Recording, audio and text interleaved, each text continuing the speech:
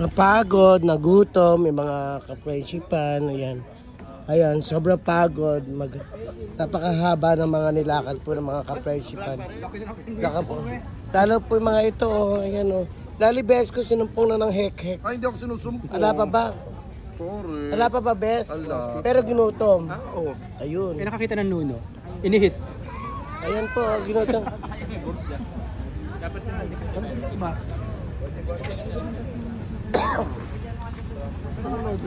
Ayan po, mga ginutom po ang aking mga beshi-beshi.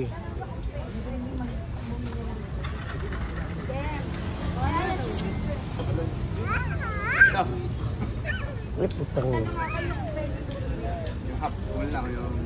Half galox.